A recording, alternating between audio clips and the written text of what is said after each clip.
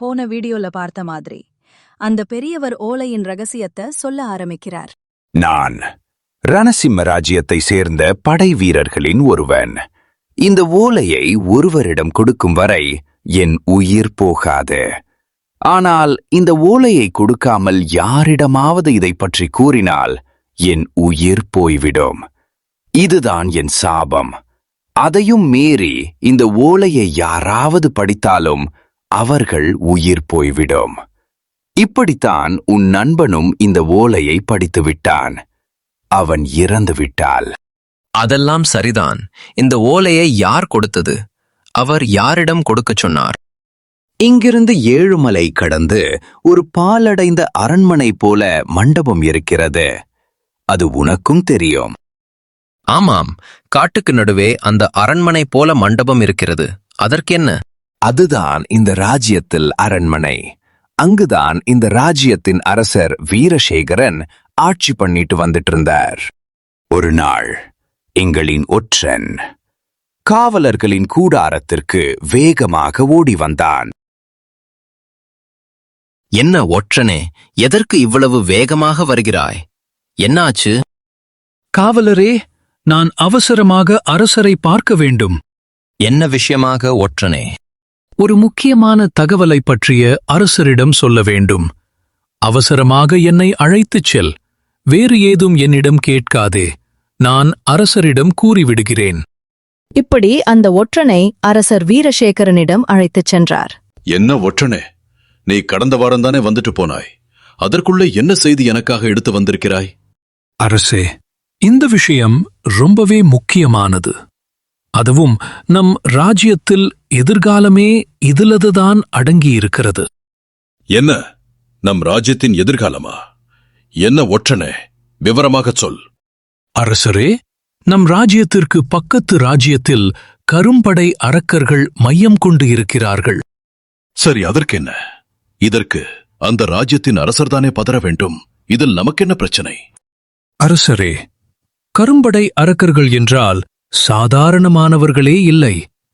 அவர்கள் மந்திரவாதிகளை கைக்குள் கொண்டு சண்டை போடாமலேயே அரசரை வசியம் பண்ணி அந்த நாட்டை கைக்குள் கொண்டு வந்து விடுவார்கள். சரி, இதை பற்றி நான் அமைச்சர்களிடம் ஆலோசனையை கேட்ட பின்பு முடிவெடுக்கிறேன். நீ சென்று வா.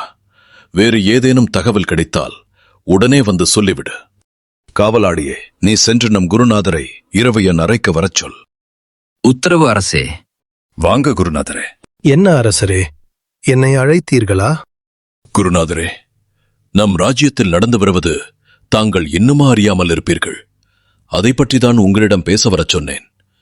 இதற்கு ஏதேனும் வழிகள் இருக்கிறதா? தயவு செய்து கூறுங்கள். அந்த கரும்படை அரக்கர்களை பற்றித்தானே? நானும் கேள்விப்பட்டிருக்கிறேன். அவர்கள் பொல்லாத அரக்கர்கள். மந்திர வித்தை தெரிந்த மந்திரவாதிகளை கைக்குள் கொண்டே ராஜ்யத்தை கைப்பற்றி விடுவார்கள். அவர்களை வெல்வது அவ்வளவு சுலபமல்ல.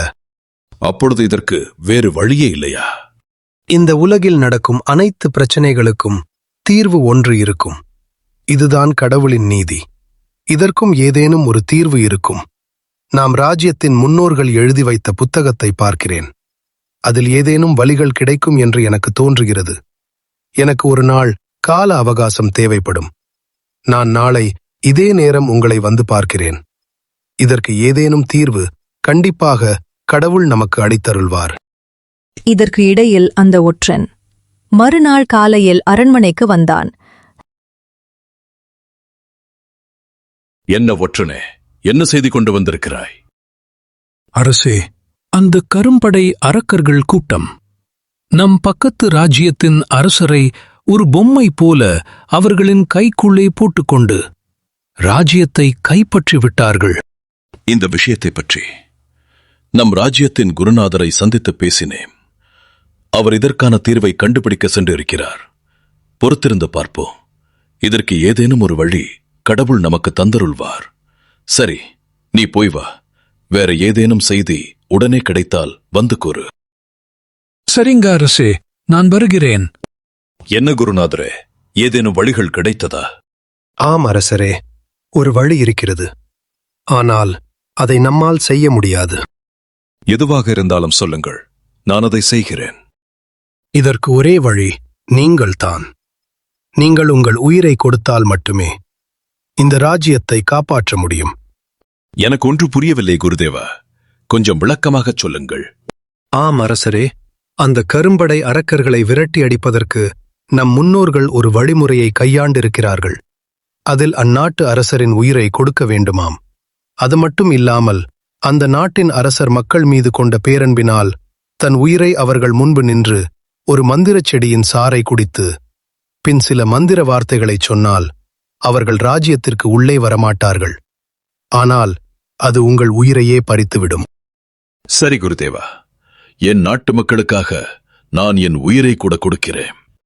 சரி அரசரே, அப்படியென்றால் நாளை சூரியன் மறைந்த பின்பு நான் ஒரு மந்திர பூவின் சாறை உங்களுக்கு தருகிறேன். அதை குடித்துவிட்டு இந்த ராஜ்யத்தின் எல்லையில் போய் வென்றபடி நான் உங்களுக்கு சொல்லிக் கொடுக்கும் மந்திரங்களை சொல்லுங்கள். அதன்பின் அவர்கள் நம் ராஜ்யத்திற்குள் வரமாட்டார்கள். நம் மக்களும் பாதுகாப்பாக இருப்பார்கள். இப்படி சொல்லிட்டு குரு அந்த இடத்தை விட்டு கிளம்புறார். அன்று இரவு அரசர் தனிமையில் யோசித்துக் கொண்டிருந்தார்.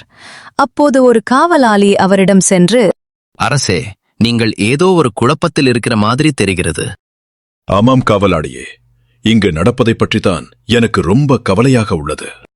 என்ன ஆச்சு அரசே? இவனிடம் சொல்லலாமா? இல்லை, வேண்டாம். அது ஒண்ணுமில்லை. நீ சென்று உன் வேலையை பார்.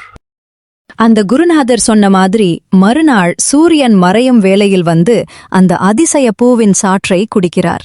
உடனே அரசர் ராஜ்யத்தின் எல்லைக்கு கிளம்பி அந்த காவலாளி துணுக்கு பின்னாடி இருந்து பார்த்து கொண்டிருந்தான்.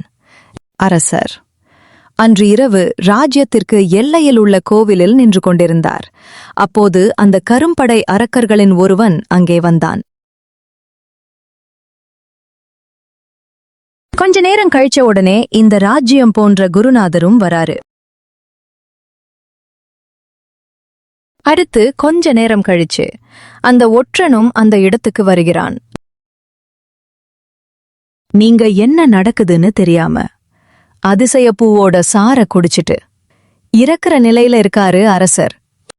என்ன வீரசேகரா, என்ன நடந்தது தெரியாம முழிச்சு போய் நிக்கிறியா? நாங்கள் உன் ராஜ்யத்தை கைப்பற்ற நினைத்தோம். ஆனால் நேராக உன்னை தாக்க முடியவில்லை. ஏனால் நீ அந்த அளவிற்கு பலசாலியாக இருந்தாய். அதனால்தான் தேர்ந்தெடுத்தோம். எப்படி இருக்கிறது? இப்படி பேசிக்கிட்டு இருக்கிறப்ப அரசர் திடீர்னு மயக்கம் போட்டு கீழே விழுந்துடுறாரு. இவன் மயங்கி கீழே விழுந்து விட்டான். இன்னும் சில மணித்துளியில் இறந்து விடுவான். சரி, வாருங்கள். இவனை அடக்கம் செய்வதற்கு ஆக வேண்டிய காரியத்தை நாம் செய்வோம். இப்படி அந்த 3 பேரும் போனதுக்கப்புறம் அந்த காவலாளி அரசர்கிட்ட போறார். அரசரே, அரசரே, எழுந்திருங்க அரசரே. நான் உன்னிடம் பேசுவதற்கு நேரமில்லை. நீ அந்த கோயிலுக்குள் சென்று எழுதுவதற்கு ஓலையோ இல்ல பலகையோ ஏதேனும் இருந்தால் எடுத்து வா. இப்படி அரசே காவலாளியிடம் ஓலையை வாங்கி எழுதி அதை மீண்டும் அந்த காவலாளி இடம் கொடுத்து, இதை என் தம்பியிடம் போய் கொடுத்து இங்க நடந்ததையெல்லாம் விவரமாக அவனிடம் எடுத்துச் சொல். இங்க நிற்காதே. அவர்கள் வருவதற்குள் இங்கே இருந்து கிளம்பிவிடு. இவன் இன்னும் சாகவில்லை. உங்களின் ஆட்டம் முடியப் போகிறது. நான் இறந்து போனாலும் உங்களை இந்த நாட்டை ஆட்சி செய்ய விடமாட்டேன். இப்பொழுதுதான் என் காவலாளியிடம் ஒரு ஓலையை கொடுத்து அதை என் தம்பி இடம் கொடுக்கச் சொல்லி அனுப்பி வைத்தேன். அவனும் கொடுக்கச் சென்று விட்டாள். அவனை உங்களால் தடுக்க முடியாது.